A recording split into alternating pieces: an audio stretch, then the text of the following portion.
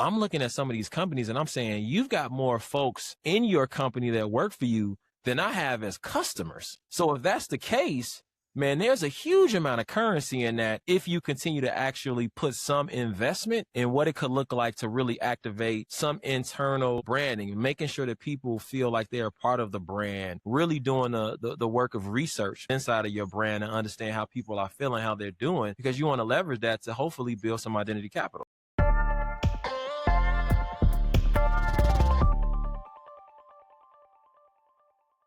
Big brands spend a whole lot of time and a whole lot of money espousing to the market who they are and what they're about. But what happens when the people inside the company haven't bought into that story or don't see themselves in it? Well, my guest today is Augie Emuwa, founder and principal consultant of Identity Capital Consulting and co-author of the book, The Social Capital Quotient: How to Retain Leaders and Cultivate Leadership Legacy. Augie works at the intersection of leadership and branding and organizational culture and storytelling. And we have a great discussion that unpacks how when brands focus only on the external, inevitably they show up inconsistently, which actually erodes rather than builds trust. Effective brand marketing, on the other hand, occurs from the inside out. So Augie and I talk about what internal branding looks like in practice, and we'll share a simple framework with you that you can use to diagnose internal and external brand alignment. All right, Augie, welcome to the Challenger Edge podcast. It's great to have you with us. It's great to have you as well, Shannon. Thank you for having me. Yeah, absolutely. Before we get started talking about our topic today of internal branding, what I'd love to hear is a little bit more from you about your company, Identity Capital Consulting, and tell us what that means. Identity capital, what does that mean to you? Yeah, I always tell folks the meaning is kind of in the word itself, right? When you think about identity and you also think about capital, the way we think about capital, usually it's about value. It's about, even gaining value at times. And the core belief in our company is that identity truly is capital. It's the secret sauce that organizations have. It's just about making sure that people are aware of everyone's gifts, strengths, talents, identities, skill sets.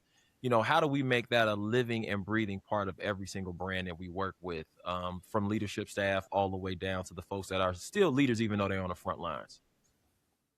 Yeah, amazing.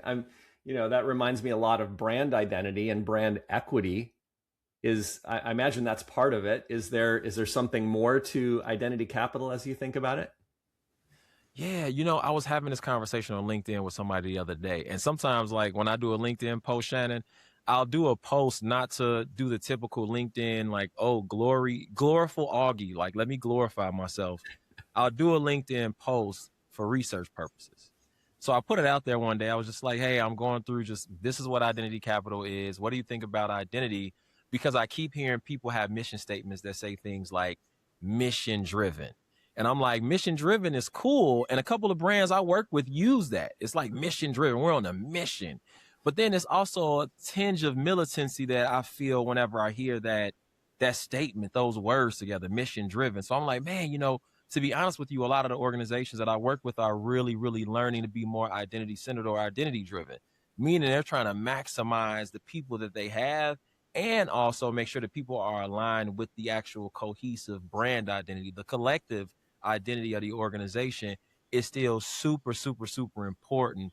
And that's what I'm excited about to talk to you today about, Shannon, is just this idea of, how do you actually harness that identity capital? How do you leverage it inside of your organization? Yeah, I love it. So you and I spoke as we were talking about this, doing this interview about a week ago, and the conversation went to this area of internal branding, which I think provided the inspiration for this episode. Tell me, just start high level here. What is internal branding?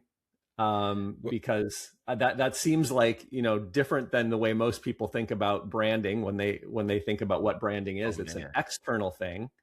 Oh man! So what is internal branding, and what happens when companies engage in external branding, but they forget about the internal side? Man, can we riff on this for a quick second? Like, I know you Yeah. are a music person, I'm a music person. Um, First of all, it's one of those things that's probably, it may not be new lexicon for some folks, but for me, it's an experience that has become more of an eye-opening thing, right? It dawned on me maybe about 5 years ago or so that when you're working with organizations that have a certain amount of people, and you're talking about places that they got like there, say your organization, you got 2,400 folks, right? As you're trying to pull off and activate change, oftentimes what we do is we just push our brand narrative externally, and we want the internal things to kind of catch up. You know, it's like this hope that art is going to imitate life kind of thing. Mm. But what I noticed was, and maybe it's because of my experience also as an entrepreneur trying to actively build audience in a grassroots way, I'm looking at some of these companies and I'm saying, you've got more folks in your company that work for you than I have as customers. So if that's the case, man, there's a huge amount of currency in that if you continue to actually put some investment in what it could look like to really activate some internal, branding, making sure that people feel like they're a part of the brand, really doing the work of research with inside of your brand and understand how people are feeling, how they're doing, because you want to leverage that to hopefully build some identity capital. Oh my gosh. Yeah, that's you just made me realize how it's so when you have a company with 2,400 people in this example, And that's small. And Shannon, again, that's small. That's small yeah, for a lot of companies, a lot of organizations that we work with. You got 2,400 people, right? Whereas I'm scrappy. You know what I mean? We've got a pretty yeah, small team. We got a team of maybe about 13 consultants on our team. I mean, you think about it. I mean, gosh, right? Like, think about how many individuals that is that could potentially be spreading good gossip about your organization and making it that much more attractive for whatever reason. Like, if you're looking for HR, if you're trying to have like a pipeline of leaders, if you want people in the community talking about your products, whatever it is, right? Like, you got a new initiative that you're kicking off and you need volunteers just to show up, even if it's just for the photo op. At this point, I mean, gosh, you think about the multiplication effect of something like that. And that totally. 2,400 is that is small. But a lot of people, Yeah. they think about culture in a less specific way. They think like, oh, let's just make sure that everybody feels appreciated. So then they do these check off the box things instead of really putting some strategic thinking into it. Amazing. Yeah. That, and also, brand is so much about identity and how, in fact, one of the definitions of branding is, the sum total of all the perceptions and experiences that it's held in the mind of the consumer or the communities that you're operating in, right? Mm-hmm. So, I mean, when you talk about this continuum between, like, let's put the other extreme, a single person. Augie, Mm-hmm. I know you to be a really passionate person who loves music, who For is sure. really encouraging and supportive, right? I know Definitely. you. That's Augie, right? Sure. You For sure. shape your own personal brand, you and only you. There's no dichotomy or cognitive dissonance there. It's you. It's one instance. But when Yeah. you get into an organization that has 10 people, 20 people, 100, 1,000, now you really have to be intentional, don't you?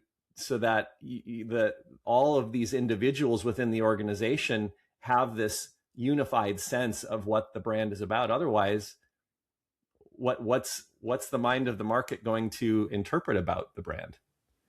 So one of the things that I know you to be passionate about is working with challenger brands, right? These brands that are here to just disrupt it. You've worked with huge, huge brands. There's something about that space of like just being in that growth stage, right? It takes a lot out of you. It is hard work to take that next jump, but you just can be so much more agile. So hopefully there's somebody that'll listen to this and maybe have some restored inspiration or hope around, yo, I've got this staff, they're hungry. How do I now take that and like multiply that effect? Because the reality of it is that, yeah, you could have 100 people on your team. I think that there's still some internal branding stuff that has to happen. I mean, gosh, like I think about even for me, right? Like my goal by the end of the year is to have X number of, additional consultants on our team and in our ecosystem. Gosh, I mean, think about the internal branding that I have to do for those folks, right? I have to continue to not only create those operating agreements and procedures. That's one aspect of it, but even the language in those needs to reflect the way that I believe this philosophy should move forward as the firm's CEO and founder.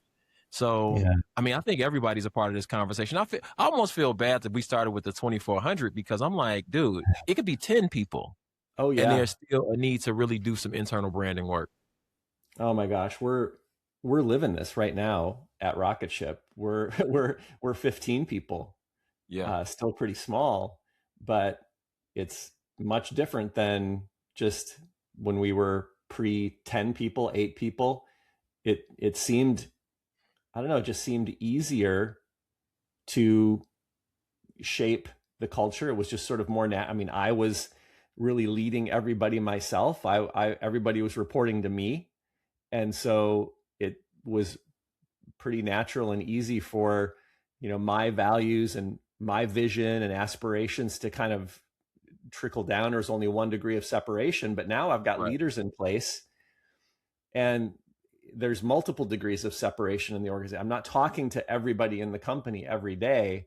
Yeah. And so this now becomes a leadership challenge, right? Something that we have to be intentional about. And I know just in hearing Without you being talk about it, micromanaging. You can't be micromanaging about every little thing. Plus, that's not even your energy.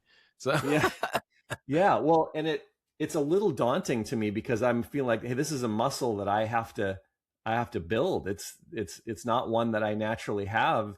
And as the company grows, not only do you need, do you need the leadership to really reinforce the culture and the values to get everybody pulling in the same direction, but now you probably need to get to systems and things like that, because the larger the organization gets, it's just so easy to go in different directions, right? and the beautiful thing about it, right? You think about like any gigs that you've done where you've done market research. Market research is so cool because you get a chance to somehow figure out how that identity encompasses the identities of other folks or the things that they appreciate. You get to learn so much about the folks that you're trying to support. Um, Not to be political, right? Because I really try to stay away from politics as much as I can. But I even think about, being an American from the South Side of Chicago, right? A lover of hip hop, like all these nuances, right? I was raised Catholic. Now, you know what I mean? Like now I'm doing something a little different. But at the end of the day, I mean, think about all those nuances. And then you've got Shannon from the Midwest, right? From the line of amazing people that you're from, but we both together are Americans in this country and we can coexist and we can create and we can build. Those are two like foundational identities, but now they've morphed into something that's more of a collective thing because we have some sort of way of making sure that our passions fuse and they come together. And that's the Right. thing that I feel like we got to be really intentional about, because the reality is that I can't micromanage hardly myself, Shannon.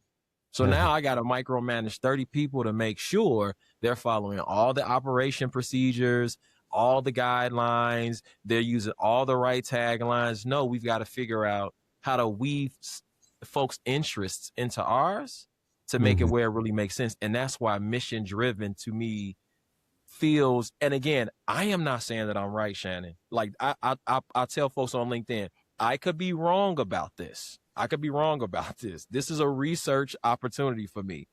But when I tell you, when I hear mission driven, there's just something that there's something that makes me perk up a little bit. I'm still trying to unpack what that emotion is, but there's just something there. Yeah, yeah, right on. Hearing you talk about this takes me in a little bit different direction in my mind. Maybe some people are asking the same thing or thinking about this. We talk a lot about diversity and the Mm-hmm. value of diversity in organizations, but we're talking about identity, corporate identity, brand identity, which I think has a lot to do with unity. So Correct. is there a tension there? And how do we work through that? There's a huge tension there. So I was just looking up some research on this. And again, I'm not associating myself with anything politically because this is a learning moment. So we want to be free of that. But I was just looking up something that the White House put out saying that, when they looked at DEI as an initiative and a campaign, there's a strong feeling from some people, some Americans, that DEI cost our country $96 billion in terms of just mismanaged funds that didn't necessarily hit a return on investment.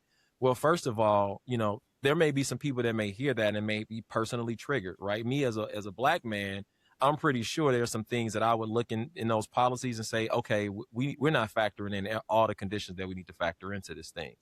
But what Sure. I will say is I was a person that was called on to do a lot of that work. And while we were in that work, some of that work had some things that just I don't live by. I don't live by not being an agent. I live by being entrepreneurial. I live by really bringing my full self into the work. I live by, yes, of course I want a paycheck, but money's not my only incentive, right?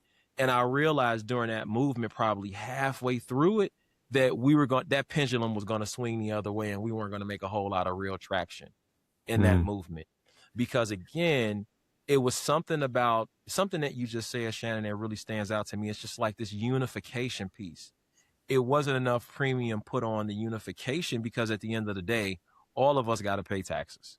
And then all of us also want to live in a country where we've got civil services. So we've got to somehow figure out how to understand one another deeply, but then move forward. So I just feel like structurally, it was one of those things that was tough to actually move forward. It was a time for the time that it was, right?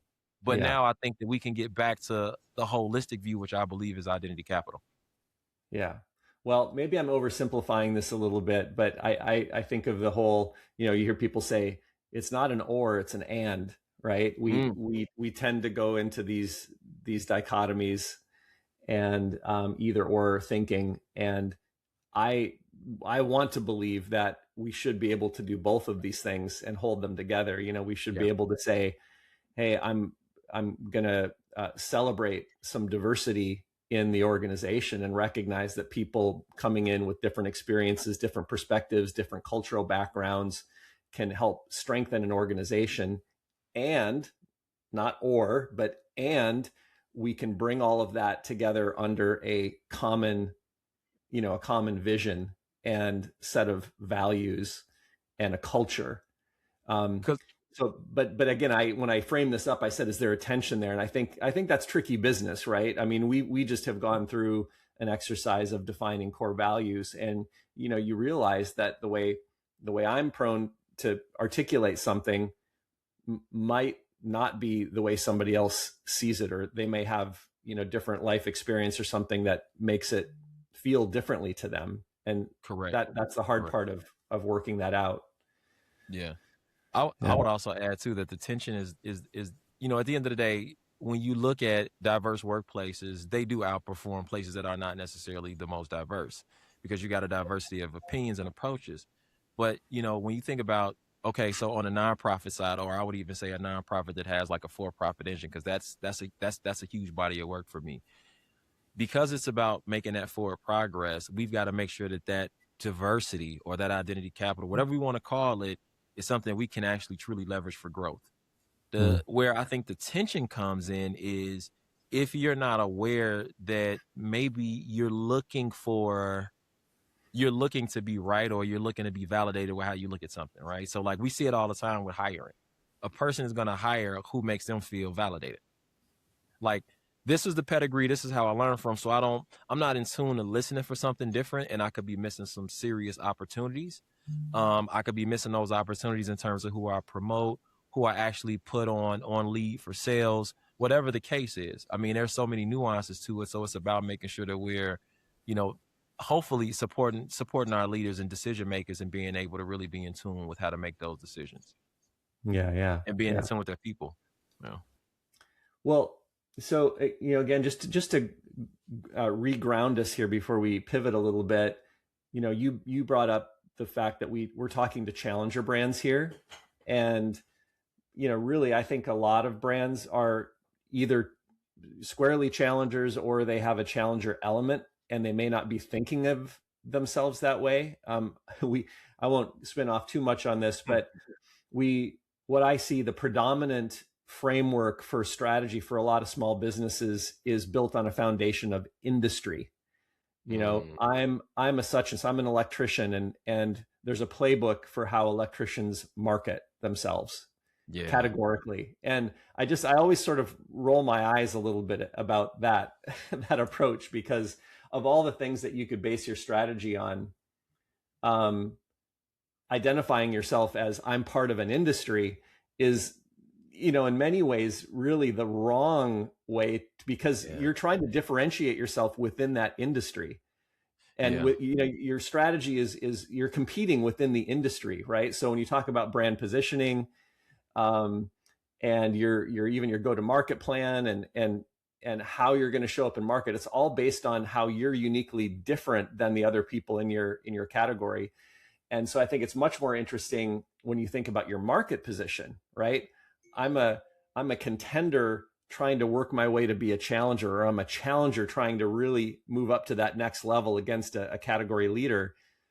Those are the things that get really interesting to me in terms of shaping the strategy. And in particular for challengers, brand is one of the areas that they've underinvested in, as they've come through the startup phase and into the contender area. They're realizing that everything that got them to that point is no longer sufficient to help them compete against the big dogs in the space. Yep. And one of the big areas of deficiency is they haven't invested in their brand, and they don't have that foundation of brand that allows them to close the gap against a big competitor that has that foundation in brand. Now there's other gaps as well, but we're focusing on the brand part of it today. For challengers, that's so important because they have to show up in the minds of the market as being differentiated and anti-status quo. They're really the one of the core mindsets and approaches for challenger brands is how do they reshape and convince the audience that, hey, it doesn't have to be this way. Right. You're doing things the way you've always done it, but we get you. We understand the position you're in, and you shouldn't have to settle for that. We have a different way, a better way. And that positioning is called the Lighthouse identity, is the vernacular that's used in the challenger brand space. And so developing that is really a case of brand and identity. And then it goes back to what we're talking about, right? How do you develop that? It can't just be external. It needs to be rooted in the values and the culture. So I'd love to hear you talk about that a little bit. When we're talking about internal branding, how is that different from culture? Yeah, man. So when I think about culture, I think about, I think about the ways that people do a thing, right? Like the ways that you do stuff, the ways that we show up to meetings, the ways that we interact with our customers, the ways in which, we hold each other accountable. If there's a culture of positive accountability or just hardcore rigid accountability, you think about culture as sort of like the how. But to me, internal branding becomes the what. And the what is so super important because, if I'm Shannon and I work for this particular large grocery chain, I don't want to say which one. I wanted to say one real bad. We don't want to name drop, right? But if I work for this particular organization as a store director, okay, at a certain point, because it's a stressful job, because the sheer fact of it is that it's a stressful job. Like some of the chains that I work with are being eaten up by the big boys every day, from Walmart, Costco, those kinds of things, right? So it's a stressful job. Well, what's in it for me? What's in it for me? And when I think about the answer to that question, we can try to throw money at it. We can try to fire our way to the top, but somehow it's got to be something that's worth more of those things. And typically that to me is the internal branding that keeps someone committed. That's the consistency of inspiration. That's also truly understanding that the way that the brand is messaged it to people internally, leaders and different folks live up to those things. It's also about making sure that we are in the 21st century, Shannon, right? Like one of the organizations I work with, I just asked them, I was like, can we please just buy TVs for every single break rooms? My team will handle all of the footage, but literally all we're doing is we're going to sit with random people inside of your shop. Have you ever seen on like Instagram or any kind of social media, TikTok or whatever, the person randomly walks up to the person in New York and is just like, oh my gosh, like you're so in shape. What do you do? You know what I mean? Like those are the types of activations and experiences that we're doing inside some of our organizations so that we can have content to continue to make work fun, to continue to make it engaging, because what you're doing is you're actually competing for human capital. You're competing for human capital. We are in a time period, Shannon, where people are so people are so celebrity driven. I mean, they're trying to get to their dream as fast as possible. There are so many different ways to make money. You're competing with gig economy. Everybody is dealing with some sense of like mental health or whatever, right? And it's like we got to be that much more pragmatic about keeping our people focused at work. Yeah. So now there's a little bit more of a need for strategy and how you do that, how you make the workplace inspirational, fun, but you being intentional about it. Because like I said earlier, here's an opportunity to really start to multiply your effect externally with people that be willing to push your brand externally with you. And typically they're looking for it without any extra pay. Yeah. Well, yeah. So it strikes me that a number of the things that you're mentioning I started to sort of categorize them, that there's a bunch of things that culture drives that, let's call it, they have indirect benefits. I don't even know if that's the right word, but it shows up as, you mentioned words like having fun at work, yeah, or passion, work ethic. Obviously people would say productivity. You have employee retention, right? Am I supported here so I stay longer? And then if I stay longer, there's less turnover, there's a cost to that. There's all these are kind of feel like indirect, like they're benefits for sure that show up in the business KPIs. And then the other categories, is there a direct category that's where it really shows up as, I'm thinking about touch points, customers have all these touch points, hundreds of them with our brand, and our brand touch points involve interactions with people as well. It's not just marketing messages, right? Right. It's what happens when they call in, when they have a problem, when they deal with customer support, when their onboarding experience, or like there's all of these touch points and interactions where we have the opportunity to actually live out the Lighthouse identity, or the brand positioning or differentiation, how it's different to work with us. For sure. Does that map to anything that you work on? Do you see these as in different categories like that? I definitely see them in categories like that, Shannon. I definitely see that culture could be sort of a thing that has an indirect effect. I also see it as culture is also just sometimes like the way that we function. So the look at, like some cultures may feel a little bit more transactional, and some people may actually be okay with that, right? Like it's okay. When I think about this brand piece, though, it becomes, especially for challenger brands, what's our story now? What's our story, and how do we leverage that story to move people in ways that they wouldn't normally be moved by larger brands? And I feel like, honestly, the smaller the group, the better, right? To figure out what that is, because now I'm trying to get you to kind of go above and beyond for me. So like if a CEO of a leader is listening to this, it's kind of like, yeah, I'm on your side. Like I don't know a point in time in my career where I exercise healthy balance. Let me not go into that, right? But there is an entrepreneurial side of me that I like to be, that I like stoked. And usually it means that somehow I'm in the process. I'm in the work with you, and you're in the work with me. If we have that, I'm going to find a babysitters for my kids. right? It's this intangible substance that makes everybody just tick and move a little bit harder and faster. And that's ultimately what we want, to stay competitive. And then also, other thing that's really important, Shannon, is, you know, I'm starting to wonder if growth and like all of the stuff that we complain about as we're growing, in terms of just, I wish we could have did this, or I wish we could have did that different. It's like we might need to be like, all right, okay, it's cool to reflect, but we can't stay there, because some of this stuff is just about going through the process and going through the journey. And as you go through the journey, you learn what your secret sauce is. All right. So I've got one of my clients is a wellness center. Now, honestly, if you go into it and you're not really thinking too deeply about what they do, you'd say, oh, okay, cool, this is a pretty good network of gyms, right? But they're really a wellness center. And one of the things that we're starting to find is that their challenger focus is the fact that, man, they have super amazing revolving programs.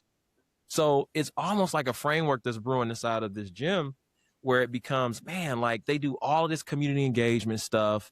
They hire a certain kind of way. They've got all of this community capital, right? And people feel like this is my gym, because it just is the feeling of it.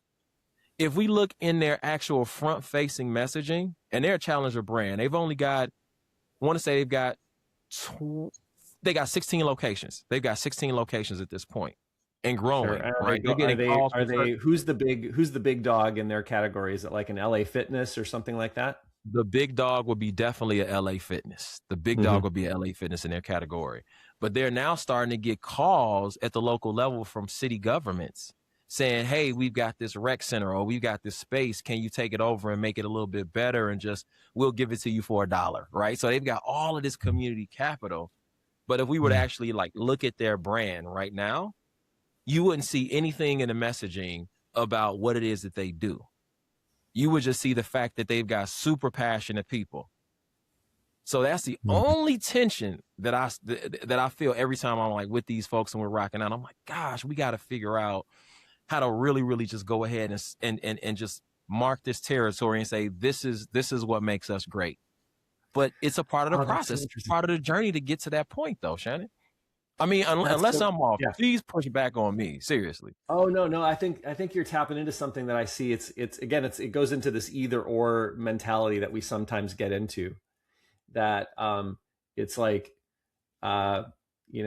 should I be more benefits or features? I mean, usually we say focus on the benefits, not the features, but there's a point where you have to talk about the features, right? Because at some point in that decision process, the features do become important. Or brand versus demand gen, for example, right? Oh, I gotta see the bottom line. Every marketing dollar should be tied to ROI, and I have to be able to measure it. And then you forget about brand marketing. And then a study comes out that says, you know what? When you put brand marketing and performance marketing in balance with one another, there's actually a multiplier effect. And not just in the long run, because everybody would probably agree, well, yeah, brand, that's sort of a long-term thing, but we need the dollars now. We need to show the ROI now. But it actually works out the other way, right? It actually works out that there's a multiplier when you keep those things in. So there are all these dichotomies. Anyway, I think you have to, you can talk about the branding, but it's also important that you're really clear about what you do, right? Yeah. We use StoryBrand here a lot, and there's a really big emphasis. We love it, right? As a strategy framework, but there's a really big emphasis on clarity. Clarity is super important. You just got to say sometimes, this is what we do. We build websites. Right? But there's not differentiation in that, right? In our space, like 1 million people build websites. So at some point I have to make a connection with my audience that's deeper than that. Right. It's like we build websites, but and I don't know. I just think that we're in a different environment. I know you would probably know this. Just thinking about the type of consumer that we have now versus just 10 years ago, feels like there are a lot of differences. right? Mm. One example of that, right? I'm looking for a car for my eldest son who's about to be a sophomore in college. Mm. And I mean, gosh, dude, like I go to the website of the dealership or cars.com or wherever I go, right? And the first thing that I do is I just pull the car and then I put it right into something that's AI. The AI kind of screens it, and then it automatically is sending me back questions, right? When I send the questions to the contact, I'm already starting to see a pattern of who really cares about me getting a great car by making sure they're either up to speed technology so they can respond or just being just responsive in general. Versus some folks, they may not, some folks decide, okay, I don't even want to deal with this guy. They're not waking up to the point that people are just that much more critical. I mean, the consumer base is just getting a lot more critical, a lot more choosy. I think that with the onslaught of AI, people have a whole lot more tools than they've Oh ever yeah. had. So we're talking about a smarter consumer and Shannon, a smarter consumer and a consumer at this point that I feel like is kind of tired from dealing with so much offshore outsourced stuff, right? This is the perfect time to really, really maximize on like human capital as much as you possibly can bear it. Mm. Um, Yeah. and I don't know. I just feel like that's the Yeah. first person Well, to treat someone special gets yeah. the money. Well, and that's where you earn trust, right? Human capital is Yeah. associated with trust. I saw a post recently by a person that I have I'm an acquaintance with. We have some roots together at Seattle Pacific University. His name is Rob McKenna. He's an author. Wrote a book called Wild Trust. We'll put it up on screen. But anyway, he made the observation that knowledge is easy. Like we Yeah. have access to anything we need at a Anything. drop of a hat, with a prompt in AI. So knowledge is not. It used to be that knowledge was it was a trust factor. Like I made the response that I remembered learning about position power Yeah. and expertise power in organizations, right? And you could flex your position power, and it's sort of coercive, or you could earn the trust through knowledge and expertise, Yeah. right? Well, Yeah. today Hmm. everybody has access to the knowledge, and I now call we're in AI now we're in accessible. I call AI accessible intelligence. yeah, and we're Yeah. and so we're it's the dynamic has totally changed. We're in an environment where now the question that's always on my mind is, did this person actually come up with this, Man. or is it just AI regurgitating stuff? And so the dynamic there in building trust is completely different. Is completely different. And I mean, like they've got, you've got apps and whatnot that can detect AI and anything that's written. It's just so much stuff with the AI piece. One really simple hack that I've learned is that Yeah. sometimes with my and I found this out with a couple of clients just in some email interactions. But a VP of marketing pulled me aside and said, "Man, we really, really appreciate the fact that you actually are just not a consultant that shows up, kind of checks off the box, tells us what to do, and then walks away. You really in to work with us." And she says, "Yeah, like I noticed some of your emails though. You got to use your grammatical checker. Like make sure you checking grammar." But in that, I didn't feel like it was an insult because me having like a grammatical error now and then in my emails shows that I'm still at least making an attempt to write some emails to you. You Yeah. know what I mean? Like, so this is a time to offer a human centered touch. And it starts with our people inside our This has organization. become a design trend, right? Where you sort of intentionally inject error Yeah. into imperfection by design, I think, is one of the words for it. And this is Yep. totally a reaction to to what's going on in the market. But Yeah. it's just so weird. I see people that I've interacted with, and I might follow them on LinkedIn or something, and they'll post, or sometimes they'll even write me an email or a response, and if it's a longer response, I'll read things. And if, like right now, if I see a contrast statement, you know what I mean? Like it's not X, it's Y. I immediately think, are you AI in me right now? Right, Are you, you right, know? right. So anyway, it's a weird world that we're living in, but um, tying it back to challengers and these, we want to create these authentic experiences, right? Whenever we come into contact with prospective customers or the communities that we're serving. Mm-hmm. Mm-hmm. And I wonder if one of the ways to do that is through storytelling. You used that word earlier, and I know that you're passionate about this. You've got a huge background in Sure. storytelling. Talk For about how sure. that fits into all of what we're talking about. Yeah, man, it fits totally. And honestly, I just want to add a little bit of context. I was not a person that was a story person at first.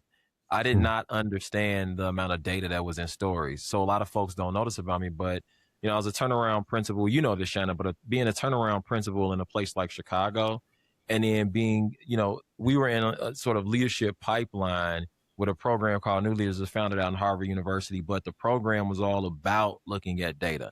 So I really drank that Kool-Aid earlier on as we were going in these neighborhoods and trying to, sort of like turn around schools, quote unquote, turn around schools.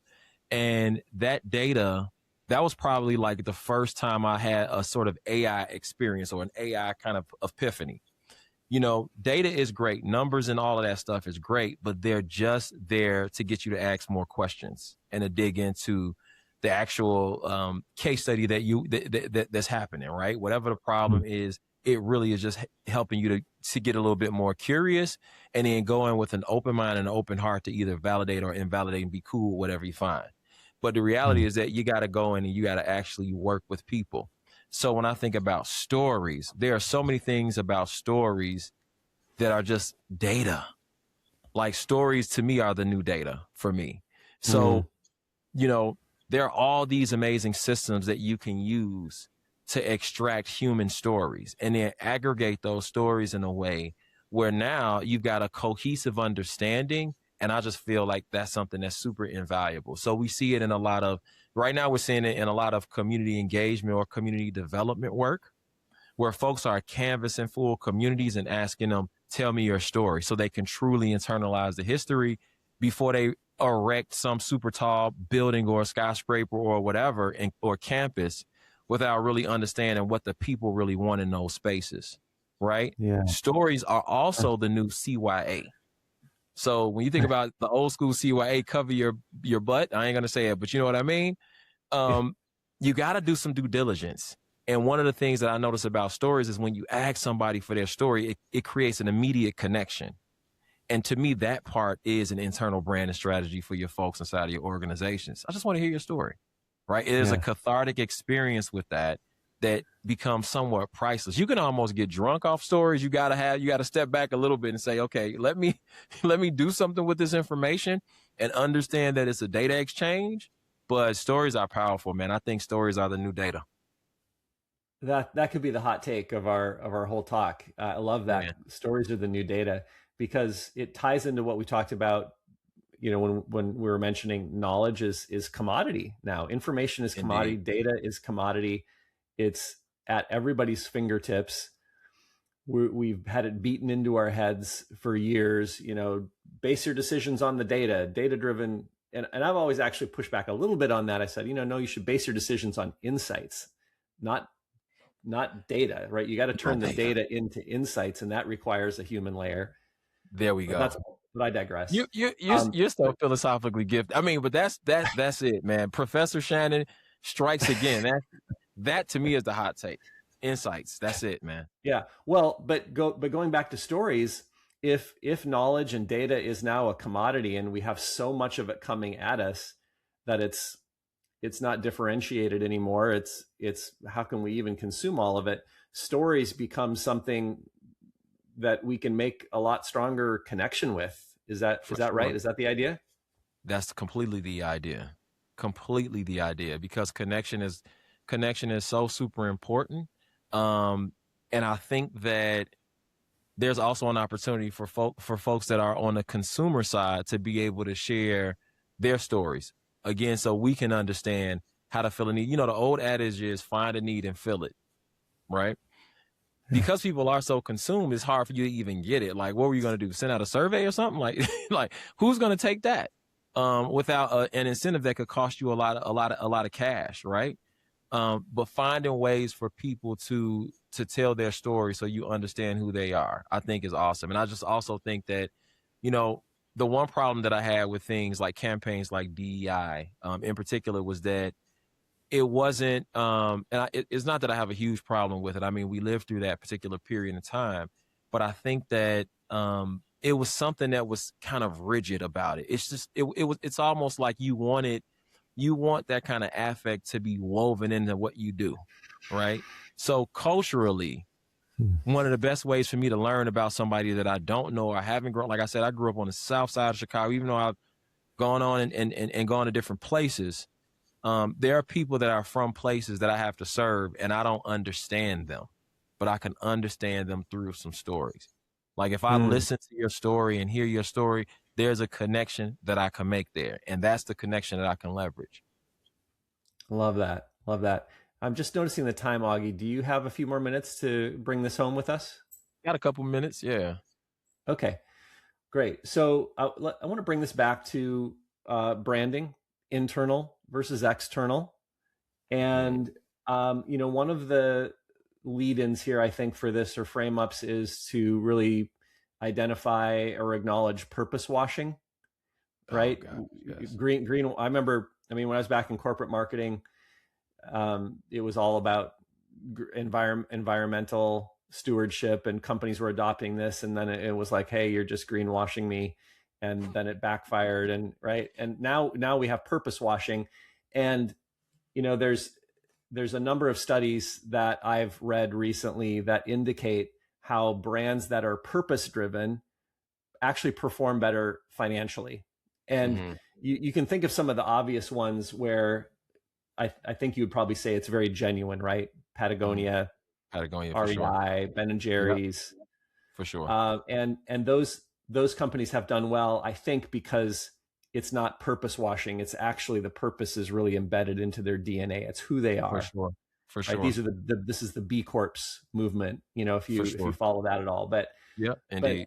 But because this data comes in, this is another data versus insight example, is that many C-suite leaders would read that and they'd say, oh, I need purpose because financial performance is 2x in those companies compared to companies that don't have it.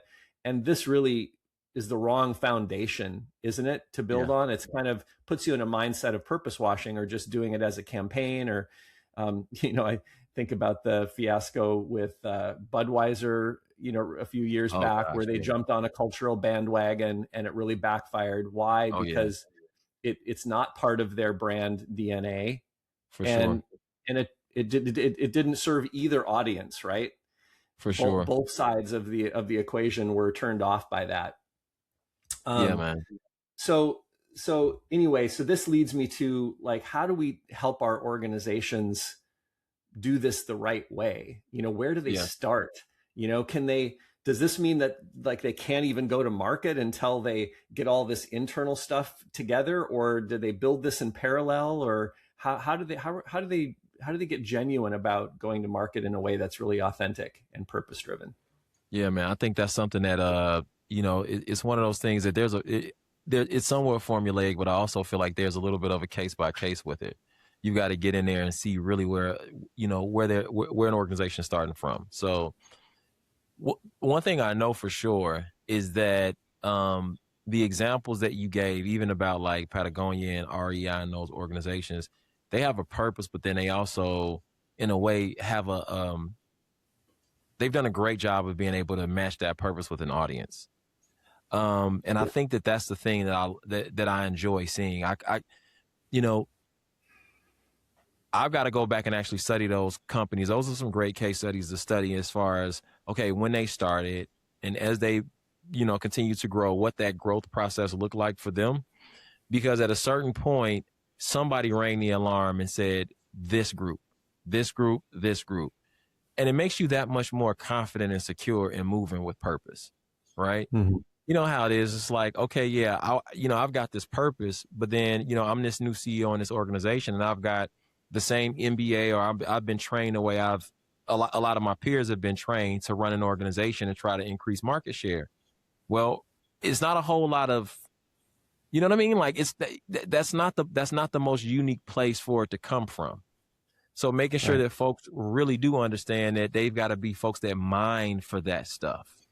Mhm. That's what I want to see. I want to see more people really mine for it and try to pay attention and put a premium on, I need to spend time doing this, right? So if I'm negotiating my employment in an organization, I'm definitely negotiating to have time to truly mine for what it is that we should be doing and really trying to pay attention to the stuff that's probably slapping me in the face, right? That's a lot of the work Mhm. that we do at Identity Capital, honestly. I mean, we do it in a human capital way, but typically the outcomes end up being really tangible because the asset was right there in the room with the person, but Mhm. they just didn't have the time or the bandwidth or wasn't forward thinking enough to make sure they had restricted space to explore that, to really, really explore that and try to stay ahead of the curve.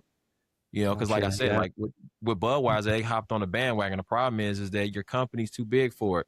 My daughter right now is starting to she's my 12-year-old is starting a TikTok shop, right? So when she Nice. researched starting a print on demand TikTok shop, the person that was sort of doing a tutorial did a great job at saying you could do it two ways.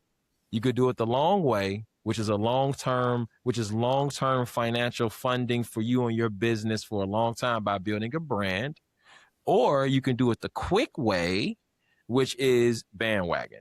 But if you do it the bandwagon way, then that means that you probably are just trying to hurry up and get some cash. So hopefully you can then end up building a brand or doing whatever it is that you want to do. Either or Mhm. strategy, none is right or none is wrong. But I couldn't see an organization like a large Budweiser organization choosing the latter approach. That to me is you're too big. You're too big to do Right. the sort of let's hop on what's trendy, right? Like Yeah. that's what people Yeah. are doing if they're making T-shirts, on the weekends. you know, Right. like trying to catch some strays and get a little extra cash. But if if you're a larger organization, you've got to be a whole lot more intentional because you've got more at stake. Yeah. Yeah. Well, and smaller organizations, one of the benefits that they have or that challengers have is that they can be a little more nimble and they can affect change much faster. They don't have big layers of bureaucracy that they have to move through. So, take advantage of that. And, in terms of practical ways to, build this authentic connection between internal and external brand, I think most companies are not starting from ground zero. Mm-mm. Hopefully not, right? Hopefully you have some idea of your values and your culture and how you're differentiated from your competition and how you're trying to make things better. So you've got a starting point to build with. And I think one of I think you actually have a practical framework that you shared with me earlier that it might be a good starting point for these organizations to at least assess where they might have internal misalignments and dissonance. Can you just briefly tell us about that?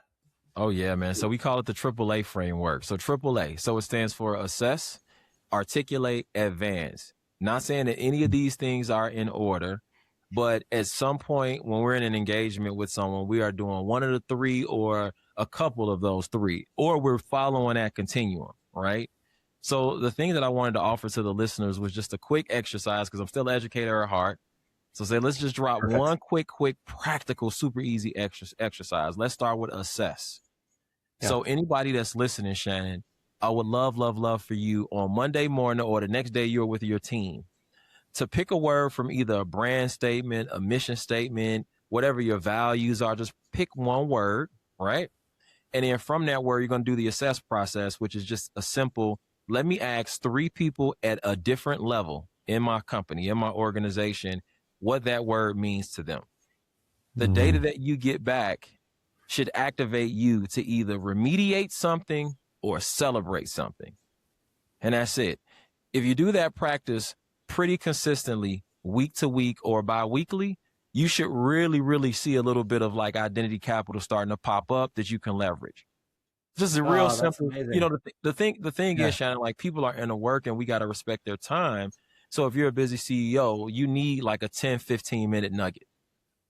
Yeah. What an amazing idea. And to do this repeatedly, not just once, Not just once. but just to keep doing it. I mean, if you think about all the different things, gosh, that you could certainly do that for all your core values, Correct. right? What are these values that we've articulated? You know, we put the poster on the wall, but what do they actually mean to you? And if you're getting all kinds of disparity in that, that's really revealing, isn't it? Definitely. I'll say this, Shannon, before I left. So I remember when I first became like a formal titled leader in an organization, right? I think it was like 700 people, right? And I was doing the technical stuff really good. Like, I mean, like showing up extra prepared, all the data, trying to really play that character, even though that's not even truly who I am, but I just felt like that was a doppelganger I was looking at, and I was trying to emulate that. That was what good leadership looked like. And one day, one of my sort of informal sort of leaders walked up to me and said, "Hey, you know, like, even if you're not good at the human to human stuff yet, at least if you try, people will give you points for trying." Right? Yeah. Because you got some folks that, I mean, like, they're just stone cold geniuses. They're A types, and we need you to be that.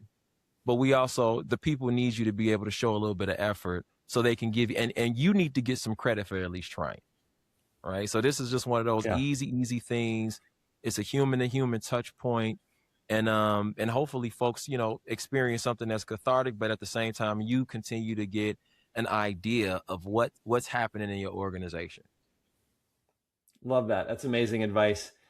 Augie, I think we've covered a lot of great stuff here. In fact, it makes me think that we need to do this again sometime soon. Indeed. For Go a little sure. For deeper sure. on one of these many good topics. Do Maybe I'll you come out have? in person. We'll be on the boat. Yeah, let's do that. I'll have to repurchase a boat, but you know, um, is there something with regard to that AAA framework? Do you have that in a format that you might be able to share with our audience? For sure. I've got it in the format. I'll send it over to you, and you know, folks are able to get access to that. I'm excited to share it. Awesome. We'll post it in the comments or wherever you find the Challenger Edge podcast. So thanks for joining us, Augie. Thank you so much for your time. This was a real pleasure. You're the best. All right, man. Thanks so much, Shannon.